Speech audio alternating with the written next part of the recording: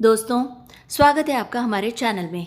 अगर आपने अब तक इस चैनल को सब्सक्राइब नहीं किया है तो आज की कहानी सुनने के बाद ज़रूर करेंगे। सुनिए आज की कहानी। आज की कहानी है धोखा। समीर कभी घर में ऑफिस की बात बिल्कुल नहीं करता था। यही कारण है कि उनके ऑफिस में कभी कभार होने वाली पार्टियां मेरे लेखन में इतनी महत्वपूर्ण हैं। ऑफिस के समाचार मुझे वहां पर ही मालूम होते थे। कोई भी पति कभी भी अपनी गॉसिप या अफेयर घर में बिल्कुल नहीं बताता, लेकिन अगर दूसरों का अफेयर हो तो फटाक से घर पर सारी बातें बता देता है। यही मेरे पति के साथ भी हुआ है। फिर पत्नी पार्टी में दूसरों के साथ मसालेदार खबर शेयर करती है। उस वक्त बताने वाले की आंखों में चमक और सुनने वालों की उत्सुकता देखने लायक होती है। पिछले हफ्ते की पार्टी में मैं सभी महिलाओं के आकर्षण का केंद्र बनी हुई थी। सबसे पहले छवि ने मुझे सबके सामने बेइज्जत करते हुए कहा, आपने ईर्ष्या के बारे में तो सुना ही होगा। उस अकाउंट सेक्शन की बकबक करने वाली ईर्ष्या से तुम्हारे पति समीर का अफेयर शुरू है, पता है ना? यह बात सच है क्या? उसके बाद प्रिया, दिव्या, मंदाकिनी और अंजलि सभी ने इस बात की पुष्टि की। उन्होंने कहा कि समीर को सिनेमा घर जाते समय होटल में कॉफ़ी पीते हुए उसके साथ देखा गया था, इसलिए शक की कोई गुंजाइश नहीं थी। मैं पूरी तरह से दुखी हो गई। मैं यहाँ ये दिखाने में सफल रही कि इस खबर का मुझ पर कोई असर नहीं हुआ है। मुझे उनकी सलाह और हमदर्दी नहीं चाहिए थी, इसलिए मैं सीधे शौचालय में चली गई। वहाँ एकांत में मेरे मन में दो बातें घटित हुई। किसी भी तरह से ऐसे मामले में पति के साथ लड़ने से कोई फ़ायदा नहीं होगा। हमेशा लड़ाई का असर उल्टा ही होता है। दूसरी बात, ऐसे में रोने से कोई फ़ायदा नहीं होगा, फिर कुछ अलग चाल चलनी पड़ेगी। मैं वॉशरूम से निकलकर पार्टी हॉल में उनके मामले की गंभीरता का अंदाज़ा लगाने गई। तभी मैंने समीर और ईशा को हॉल के एक कोने में दोनों को एक साथ अकेले में हंसते और बातें करते हुए देखा। इस तरह मुझे अचानक अपने पास देखकर दोनों जैसे चौंक गए, और यह इस बात का प्रमाण भी था कि उनके मन में चोर है। ज़रूर कोई तो बात है। ईर्ष्या थोड़ी खुश हुई जब मैंने उसकी तारीफ़ की कि तुम कितनी खूबसूरत दिखती हो और तुम्हारे कपड़े कितने सलीके और अच्छे हैं। फिर मैं थोड़ी इधर उधर की बातें करती रही। एक चुटकुला सुनाया। इससे उसे राहत मिली और वह खुलकर मेरे सामने मुस्कुराने लगे। समीर को मेरे व्यवहार में कुछ भी आपत्तिजनक नहीं लगा, इसीलिए वह पूरी तरह से निश्चिंत हो गया और वहाँ से चुपचाप चला गया। वह दूसरे ग्रुप में बातें करने लगा। मैंने अपने गुस्से और नफरत को छुपाते हुए ईर्ष्या के साथ काफ़ी समय बिताया, इसीलिए मैंने ईर्ष्या और समीर को एक साथ आने का मौका ही नहीं दिया। मैंने ईर्ष्या को बहुत बार कहा कि अरे प्लीज़ तुम एक बार हमारे घर पर आओ ना। उसने कहा आऊँगी, फिर कभी। आखिर में एक बार उसने मुझे घर आने का न्योता भी दिया, जो मैंने सहर्ष स्वीकार कर भी लिया। मैं मन ही मन उदास थी। समीर के विश्वासघात से मैं पूरी तरह से टूट चुकी थी। हालांकि मन में तय कर रही थी कि उन दोनों को कैसे सबक सिखाया जाए, अगर कुछ तो करना ही होगा। यह सब हो जाने के बाद मैं घर वापस आई। घर आने पर मेरी सास ने मेरे अवसाद पर ध्यान दिया। वह मुंह से कठोर है, लेकिन दिल से बहुत ज़्यादा स्नेही थी। जब उन्होंने ज़्यादा जोर देकर मुझसे पूछा तो मैंने उन्हें साफ साफ सब कुछ बता दिया। उसके बाद 2 दिनों तक हमने ढेर सारे विचारों का आपस में आदान प्रदान किया। उनसे बात करके मेरे उदास मन को पूरी तरह से राहत मिली। कुछ दिनों के लिए समीर वापस टूर पर गए। मैंने बिल्कुल ठीक शनिवार चुना और सुबह करीबन 10 बजे ईशा के घर पहुंच गई। ईशा ने मुस्कुराकर मेरा स्वागत किया, लेकिन उसकी आंखें चिंता और आश्चर्य से पूरी तरह से भरी हुई थी। अरे समय था तो इसलिए मिलने चली आई। क्यों, तुम्हें अच्छा नहीं लगा क्या? मुझे तुम्हारी याद आई तो इसलिए आई। सोचा नई सहेली जो मिल गई है मुझे तुम्हारे घर पर आ गई। मैंने उसे अपनेपन से बुलाया था। तुम्हारा स्वागत है। सोनाली, तुम अपने साथ शिव को क्यों नहीं लाई? उसने उससे पूछा। अपने ड्राइंग रूम में जाकर पूछा। मेरी ननद आई है अपने मायके से, उनके 2 बेटों के साथ खेल रहे हैं। क्या लोगी, चाय या कॉफ़ी? चाय चलेगी, उसने हमसे पूछा। वर्षा, अरे रिक्शे से उतरते वक्त कमर में मोच आ गई, थोड़ा लेट जाऊं क्या? सोनाली ने उससे पूछा। हाँ हाँ, उसने जल्दी से मुझे एक तकिया दिया। मैं और आराम से उसके बिस्तर पर सो गई और वह चाय बनाने चली गई। चाय के साथ साथ वो ढेर सारा नाश्ता भी ले आई थी। हमने खुशी खुशी चाय और नाश्ता ख़त्म किया। जल्दी ही हम आपस में कई विषय पर खुलकर बात करने लगे। बात करते करते मैंने उससे उसकी शादी की बात उठा दी। शादी की बात करते ही वह थोड़ा सा जैसे डर गई। मैंने उससे पूछा, क्या तुम लव मैरिज करोगी या अरेंज मैरिज? इस बात पर वह जैसे बौखला गई। देखूंगी, अभी तक सोचा नहीं है कि क्या करना है, उसने मुझे जवाब दिया।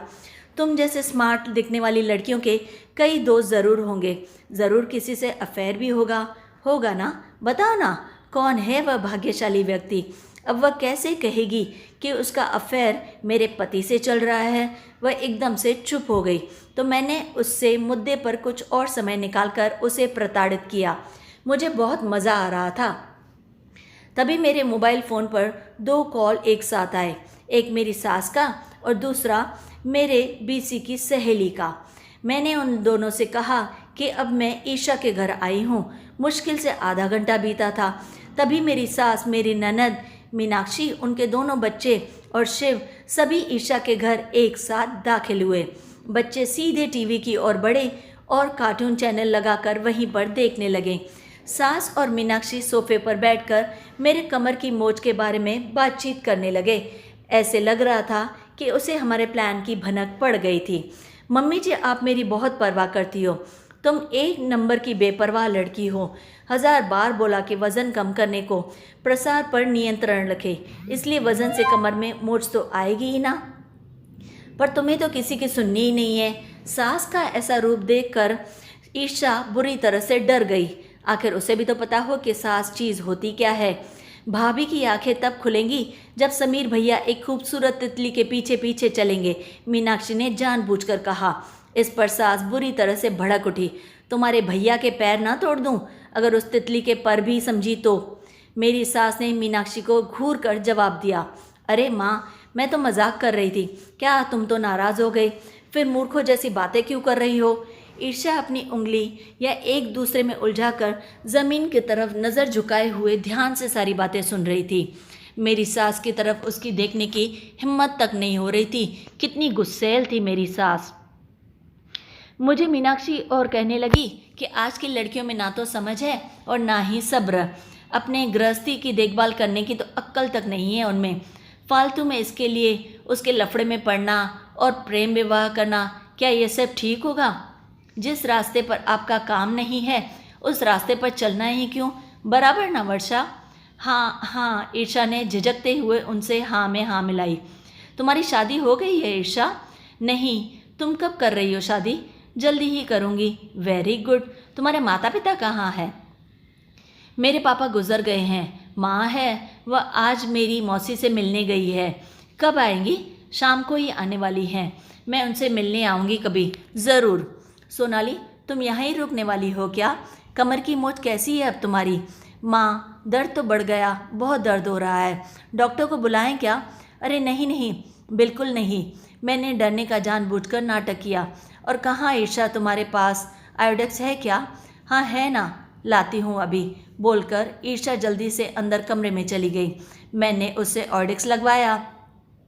मेरी सास ईर्षा को जवान लड़कियों से कैसे बर्ताव करना चाहिए इस पर लेक्चर दे रही थी। मीनाक्षी जानबूझकर छेड़ने के लिए मजबूर कर रही थी। ऐसा माहौल था कि दोनों किसी भी क्षण आपस में लड़ने लगेंगे। उस माहौल में ईर्षा का तनाव लगातार बढ़ गया था। तभी दरवाजे की घंटी बजी। मीनाक्षी ने चुपचाप जाकर दरवाज़ा खोला।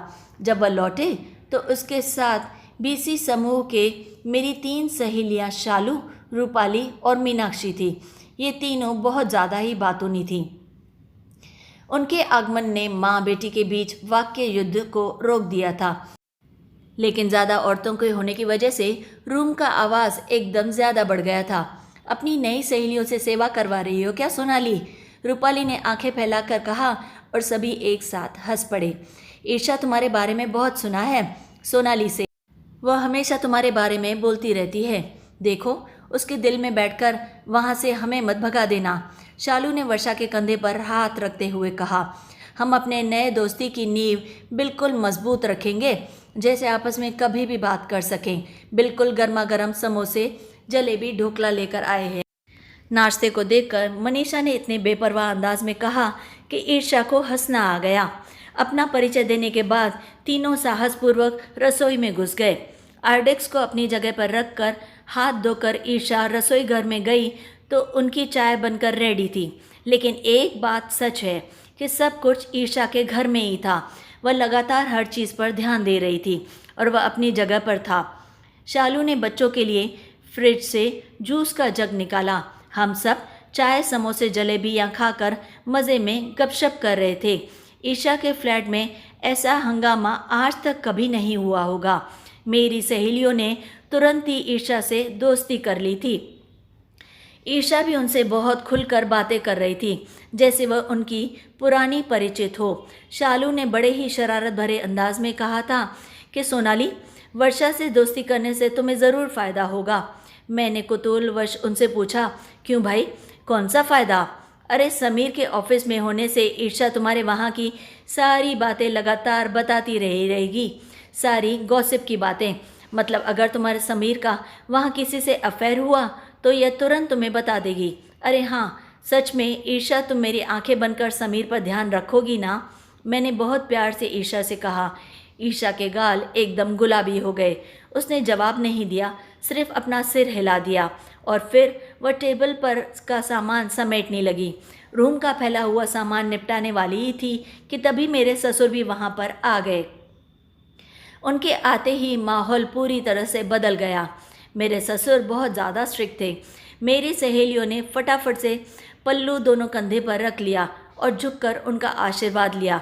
सब ऐसे चुप हो गए जैसे उनको बोलना आता ही नहीं हो। बहू, घर चलने की स्थिति में हो या यहीं पर एम्बुलेंस बुलाएं? उन्होंने बड़ी ही गंभीरता से मुझसे पूछा। चलूँगी पापा, मैं नम्रता से बिस्तर से नीचे उतरी। मैंने डॉक्टर शशि को फ़ोन किया, घर जाते जाते उनको दिखा कर जाएंगे। ठीक है पापा।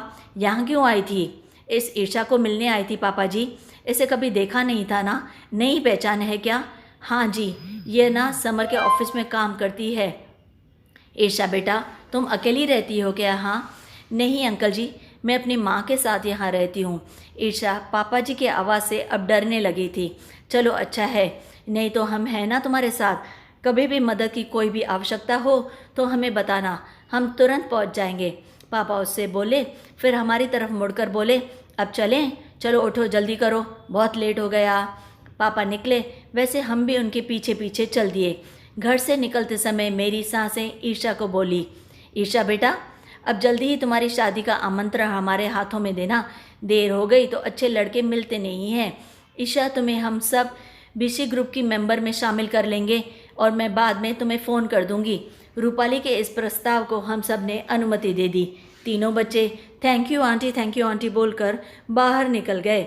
लास्ट में मैं ईर्ष्या का सपोर्ट लेकर घर से बाहर निकल आई। ईर्ष्या, इन सब की मस्ती खेलकूद तुम्हें खटका तो नहीं ना? प्लीज़ बुरा मत मानना, मैंने उससे पूछा। नहीं सोनाली, यह सब तो बहुत भले इंसान है, वह बोली। पर मनी मन वह बहुत ज़्यादा नर्वस हो गई थी। तो मैं कहती हूँ ईर्ष्या, ये सचमुच बहुत भले इंसान हैं और सच कहें तो मुझे इनका ही आधार है।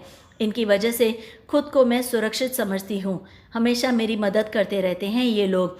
मेरी गृहस्थी का कोई बुरी नज़र देखकर भी नहीं सकता, कोई बुरी नज़र डाल तक नहीं सकता, क्योंकि इनसे झगड़ा करना, इनको चैलेंज करना आसान बात नहीं है। ऐसे इंसान बड़े ही नसीब से मिलते हैं। खुद को बड़ा ही सुरक्षित महसूस करती हूँ मैं। ये बहुत बड़ी बात है ईर्ष्या। ईर्ष्या ने गर्दन हिलाई और संभल कर जाना ईर्ष्या ने कहा। हमने बड़े ही प्यार से एक दूसरे को अलविदा कहा। सभी गाड़ी में बैठ चुके थे। मैंने अपने मेरी राह देख रहे होंगे। ईर्ष्या का आधार छोड़कर मैं अच्छे से चलकर उनके पास पहुंची। मेरे कमर में सचमुच में मोच आई थी या नहीं, यह सब कुछ तय किए मुताबिक प्लान किया हुआ था। यह उसे कभी भी पता नहीं चलेगा।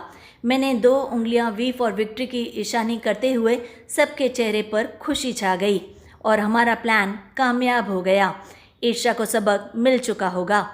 तो दोस्तों, कैसी लगी आपको यह कहानी? अगर अच्छी लगे तो लाइक और शेयर ज़रूर करें और हाँ, कमेंट्स में हमें अपनी राय ज़रूर बताएं कि आपको ये कहानी कैसी लगी।